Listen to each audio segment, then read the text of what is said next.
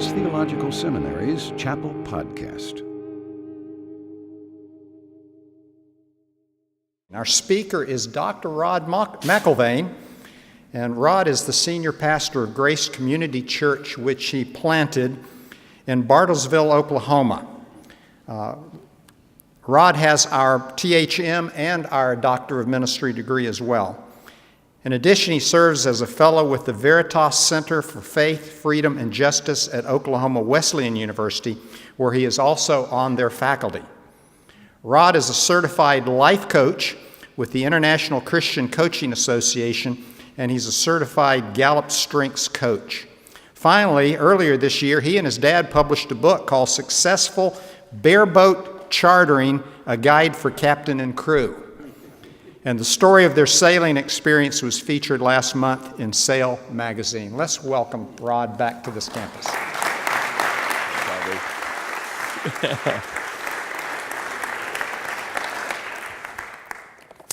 Thanks. It's really great to be here. You know, this experience I had writing a book on sailing with my dad was one of the great experiences of my life. My dad and I have been sailing together for about 40 years, and so every other year, on average, we would do a trip.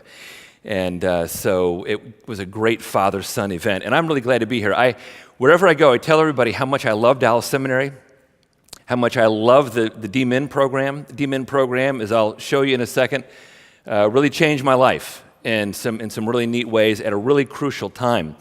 So let me tell you a little bit about my story. 17 years ago, Aubrey Malphurs and I met at the old coffee shop in Lakewood called Cafe Brazil. I don't even know if that's still around anymore, but I had a big decision to make.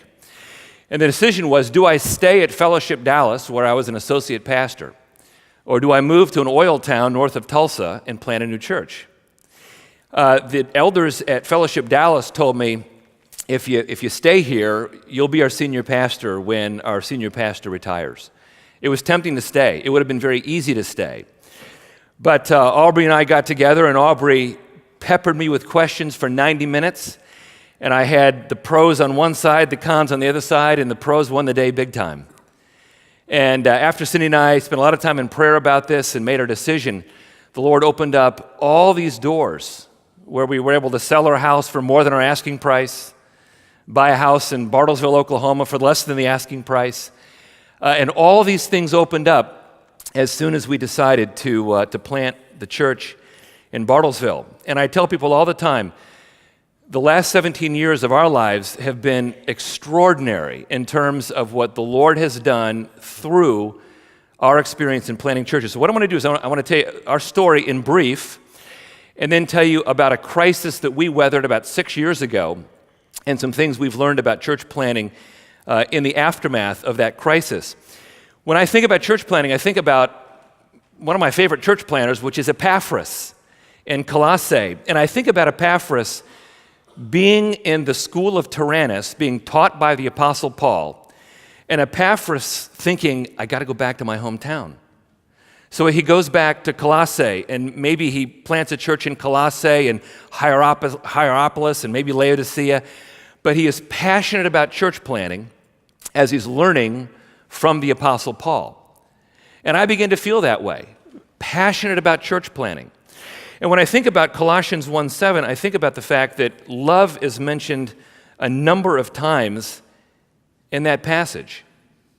And what interests me about that is when we came to Bartlesville, one of the things that I was really passionate about was weaving a grace-oriented approach toward ministry into a community that historically had been somewhat legalistic and had a lot of people who were burned out in the faith. That was in the old days of Bartlesville, Oklahoma.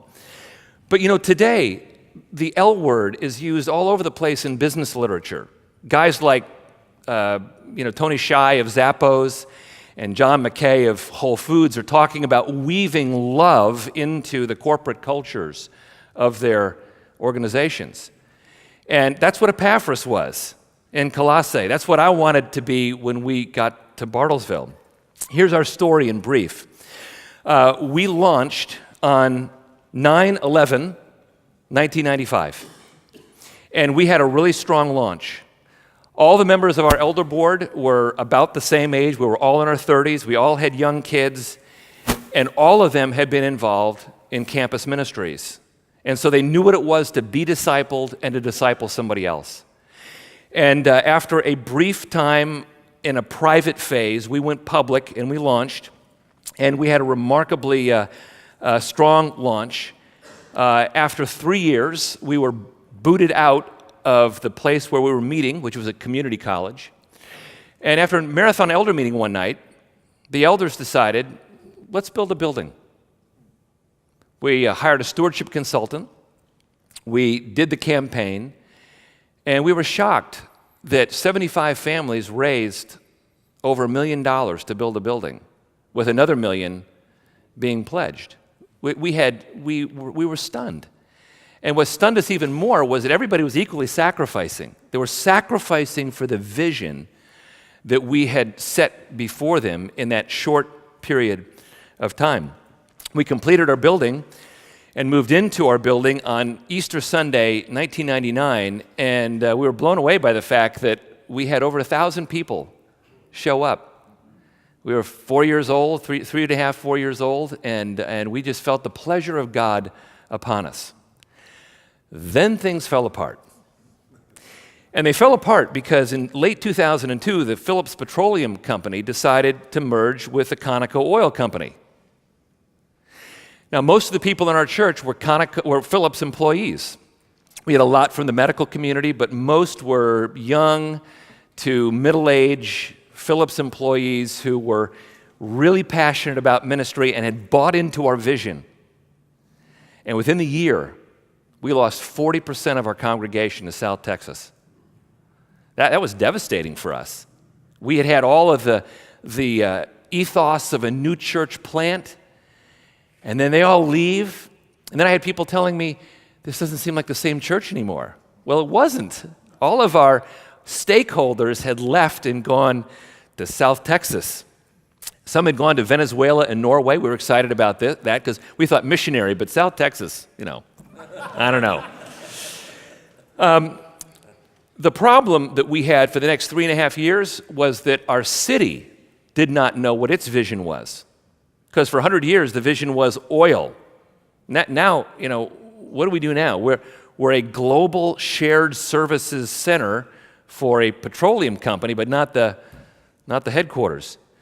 Well, God did something totally unanticipated during that time. We had planted 2 churches in central Russia in the 90s. We had decided that we wanted to plant in Cuba in the early 2000s. So I went down to Cuba in 2003, knew nobody on the island, and just asked, Lord, show us who's interested in church planting.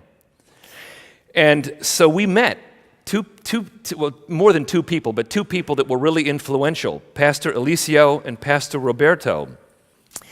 And these guys had been actively praying that they could launch a church planting movement in central Cuba. And what they had done was they had recruited church planters and trained church planters in anticipation that they would be able to do this, realizing that it would take a Class A miracle to pull it off. Well, we met them, and in a very short period of time, the Lord forged an incredible relationship between us and them. And from 2003 to 2006, we had the opportunity to help them plant 50 churches on the island. Now, if somebody had told me that we would be instrumental in planting 50 churches in central Cuba, I would have said, how? How do you even do something like that? Well, they were the ones who had the vision. They were the one who shouldered all of the heavy lifting and the hard work. We were their mentors. We were their encouragers. We were the ones who helped them strategize. We were the ones who worked through their leadership issues. We were the ones that they looked to for leadership. And we fell in love with those folks. It's just like what Paul said about the Thessalonians. You'd become very dear to us. We felt that about our Cuban friends. When I meet our friends in Havana and we embrace and we give a big hug, I'm hugging my long-lost brothers. And we have this passionate commitment to each other that has been forged in the heat of ministry. So then we started a school down in Cuba called the Simiente Misionera. And I don't speak a whole lot of Spanish, so Dr. Blue can tell me exactly what that means. It means the seed mission. And in the past 6 or 7 years, we've had the opportunity to graduate about 95 church planters from our school. That's actually about 100 now, 80% of which actually go out and plant churches.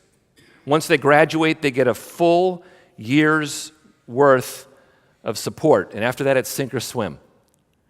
And this one-year approach has been fantastic because theological education in the island of Cuba is somewhat difficult.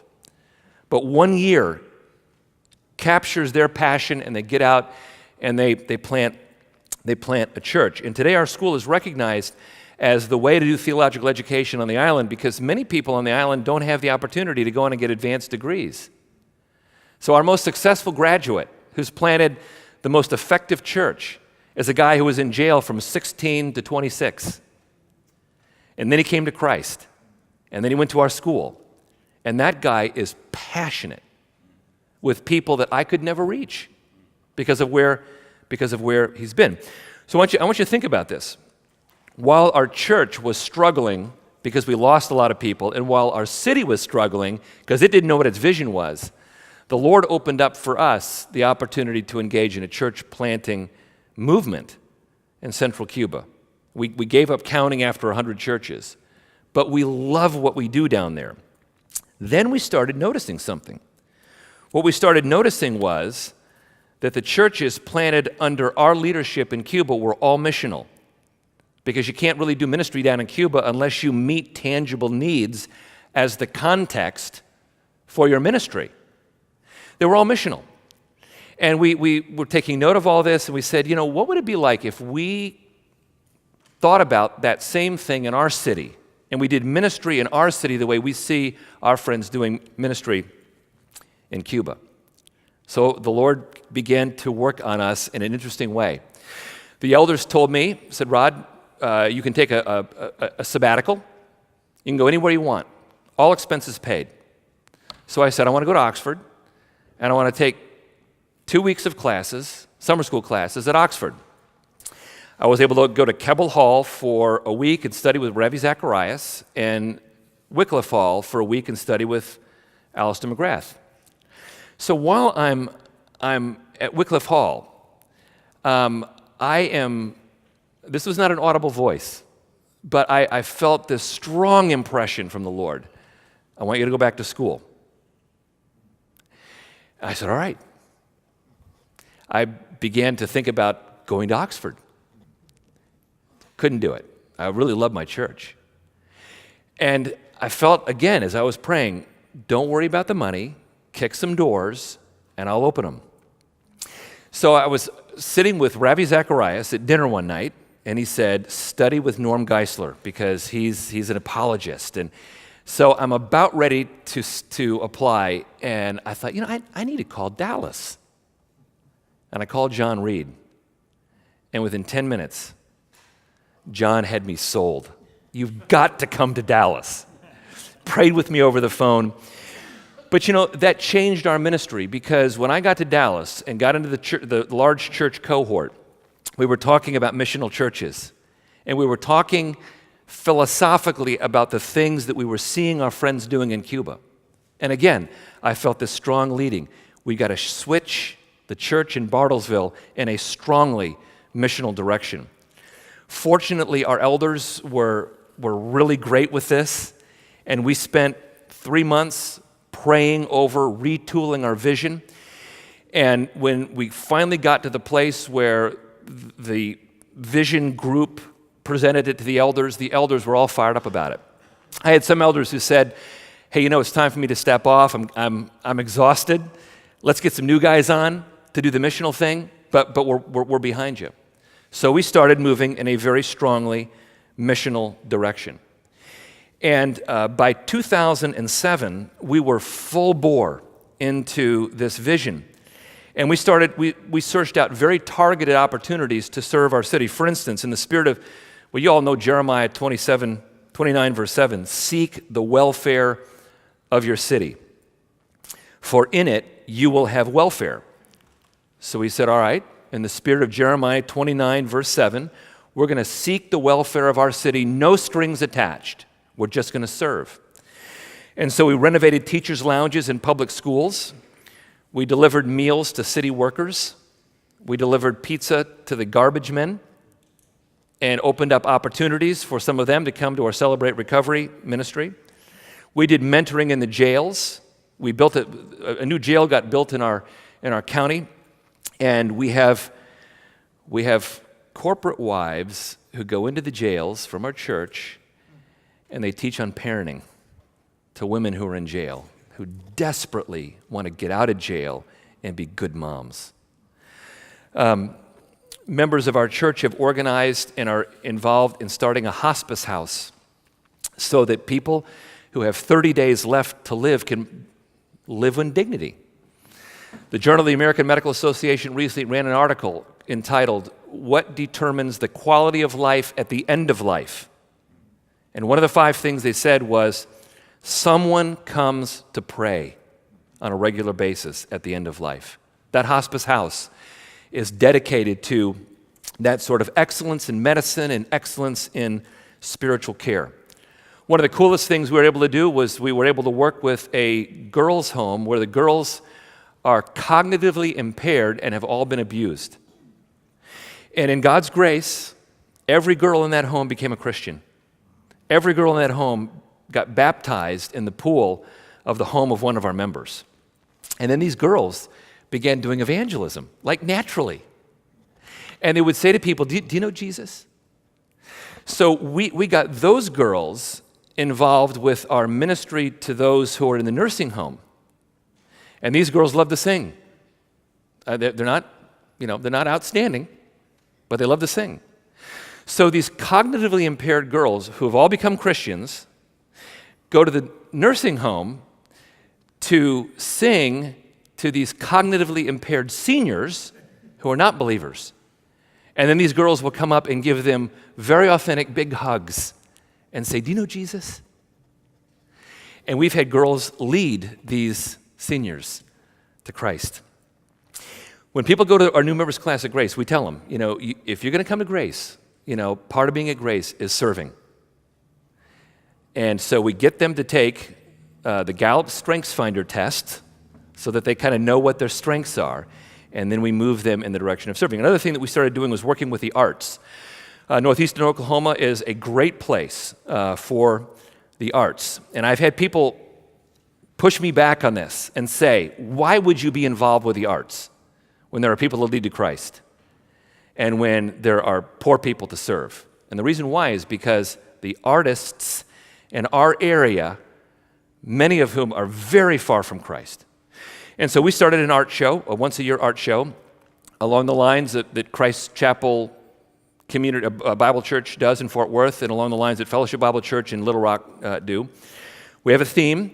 The artists paint according to that theme, and we hand out cash prizes, best in show, best painting, best photography, best sculpture, and so on. And we've roped in people to speak at our artists and patrons reception. We have our state congressman, we have the director of the symphony who's there, we have various prizes that we hand out to the artists based upon these organizations. And I can't tell you the number of times that I have walked through the art show and I've explained the gospel to a non-Christian visitor to the art show by explaining the Bible story and how the art depicts the story. One guy I've been praying for 2 years. I'm walking through this art show and I'm explaining the ram caught in the thicket. He said, what is that all about? And got to explain the biblical story in Genesis and the fulfillment in the passion narrative in the gospel. A third example of our missional movement is that we have a reputation for serving other churches in the community with no strings attached. And so we have had churches come to us and say, how do you start a women's discipleship ministry? We've got one called Apples of Gold. Maybe you've heard of it. And so we've helped other churches start these Apples of Gold women's ministries. Same thing with serving ministries. Churches began to send to us their hardest cases because they say, oh, go to Grace. Those guys are into serving. So we started saying, well, let's equip other churches in our community to be missional. Now, why would we do that? Well, God in His grace allowed us to pay off our building. We're completely debt-free. And so our attitude has been, if you don't worry about who gets the credit, equip other people for success. And us doing that has built a tremendous amount of goodwill among the churches in our community. If I had more time, I could tell you about Celebrate Recovery. My wife started Celebrate Recovery 7 years ago. And I will tell you, that has changed the culture of our church into a place of enhanced authenticity. All the time we have people who stand up and share their Celebrate Recovery testimony. I had a corporate CEO who stood up and shared about the devastating things that he had done in his marriage. His wife was right there, and how his wife had forgiven him and changed him and transformed him. And after he stepped down from that interview, people made a beeline to him and asked him questions about his changes. Well, that sort of authenticity then has led to many people coming to grace who are seeking life change. So we tell people all the time, it's not original with me, we are way more a hospital for the hurting than a hotel for the self-satisfied. And if you want that, if you want a consumer-oriented sort of church experience, there are really good churches around that do that. That's not us. Our commitment is to serve. And because we've been there now for 17 years, we're reaping a lot of those benefits of long-term ministry in a single place. So what have we learned? What are some lessons that we've learned in the process of planning Grace and then in the church planning movement in Cuba?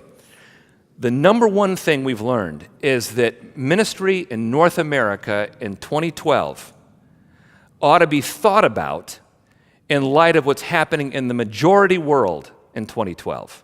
So what's happening in the majority world? Well, Christianity is exploding in Colombia, Cuba, North Africa, Middle East, Iran, North Korea. People are coming to Christ all over the place. Why? God is doing something in the majority world these days. I read missiologists all the time, Lamin Sannah of Yale University, Andrew Walls, many of these names you know. And they're all saying, we're in the midst of this third great awakening if you factor in what's going on in the majority world. So how should we in the United States think about ministry? Should we say, we're Christendom. Y'all do it the way we do it. I don't think so. I think the way we look at it is God is doing fabulous work in the majority world. What do we, as Americans, as Westerners, how do we learn from what God is doing there and do ministry here in a way that's fundamentally different? And so we've been working on that. Mark Hutchinson wrote the book, A Short History of Global Evangelicalism. And he says, is it really happening in the majority world? Are these numbers really real? And he goes through and shows methodologically, numerically, how these things are happening. And so I got to say, all right, we got to be humble. What do we learn from what God is doing in the majority world? And what I'm learning from the majority world missions in Colombia and Cuba and in Russia is that it's all about missional ministry. I got an email from one of my ministry partners in Cuba an hour ago. And he says, hey, we're going to this new city in Cuba. And he said, we're serving. And we have a name for our serving. And he says, it's Grace Community Service. And then he says, ha, ha, ha. But really, that's the name. And I'm thinking, seriously, we're learning from you. All we're doing at Grace is what we're learning from you. And it's a privilege to be able to learn from these guys. Second thing we're learning is that high participation worship has facilitated missional ministry for us. When we went into our missional transition, we had high participation worship. Much like Irving Bible Church, we put candles on either side of the auditorium. We said to people, if God has answered a prayer, you come forward, light a candle, put it on the stage. We thought maybe 2 or 3 people would do that. People made a beeline to the side of our church to do that. Today, we will have sometimes dozens come forward as a family, light a candle, and then go to a place in the auditorium, and they'll kneel and they'll pray together as a family. I tell people all the time, lighting a candle does not ensure more answered prayer. But the Old Testament pattern for worship was you put your body into it. You know, when you brought a cow to be slaughtered, I think it was a messy affair. You put your body into it. So we want to do things where people put their body into worship. And so we have communion where you come forward and you kneel and you take communion kneeling. We had people with bad knees say, "Don't ever make it easy for me. I want to be reminded of the sacrifice that Jesus made as I struggle to get up off my injured knees."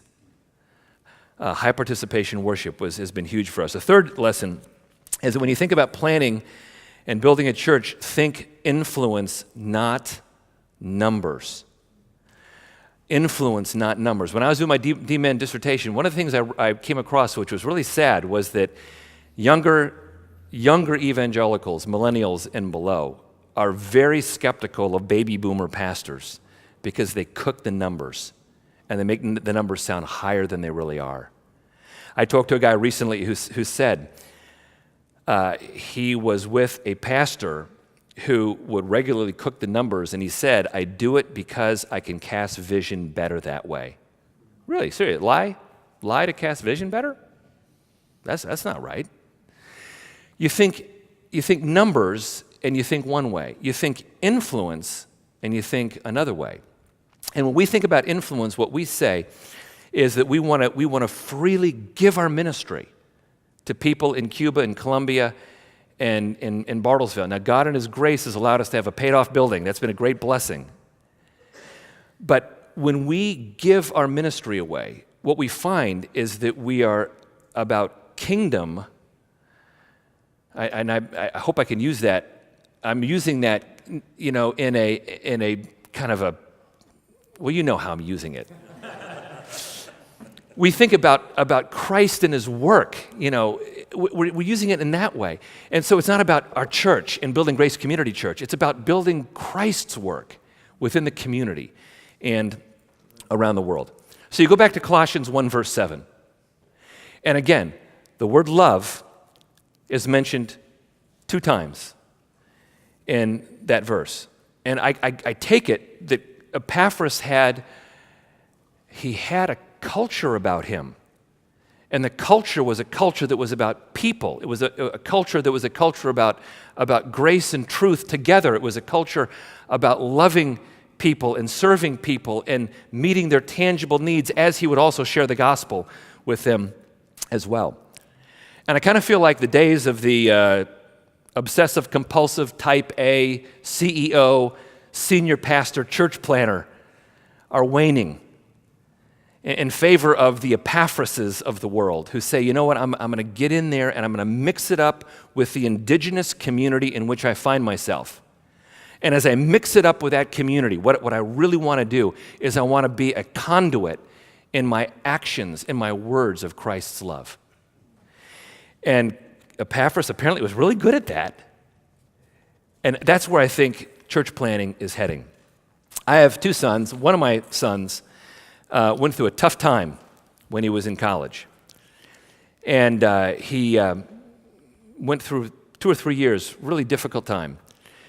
Went to Seattle, where my daughter and son-in-law are planning a church. And he got involved in a church that is very missional. And he went through their missionary training program. Part of that program was going to Africa.